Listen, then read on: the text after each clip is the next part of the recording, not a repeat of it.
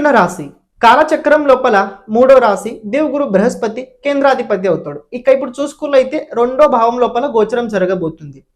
చూడండి, దేవగురు బృహస్పతి నక్షత్ర పరివర్తన తర్వాత ఎప్పుడైతే ఈ దేవగురు బృహస్పతి విశేషంగా పుష్యం నక్షత్రం అలాగే అశ్లేష నక్షత్రంలో వస్తాడో అప్పుడు దీని ప్రభావం మీరు శుభంగా చూడగలుగుతారు. ఏంటి, అప్పుడు దీని ప్రభావం మీరు శుభంగా చూడగలుగుతారు.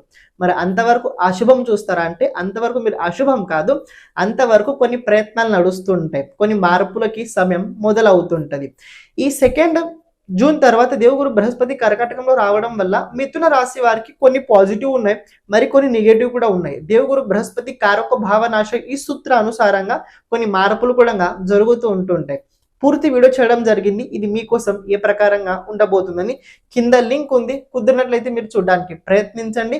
ఛానల్ని ప్రతి ఒక్కరు సబ్స్క్రైబ్ చేసి పెట్టుకోండి. కానీ ఒక మాట చెప్తా, సెకండ్ హౌస్లో కనుక దేవగురు బృహస్పతి ఉన్నట్లయితే అందులో పైగా సప్తమాధిపతి దశమాధిపతి ఉన్నాడు కాబట్టి కార్యక్షేత్రాల లోపల ఒక మాట మాట్లాడేటప్పుడు ఒక వ్యక్తి గురించి ఏదైనా చెప్పేటప్పుడు చూసుకొని చెప్పండి, కానీ ఫలితాలు మీకు బాగానే ఉంటాయి.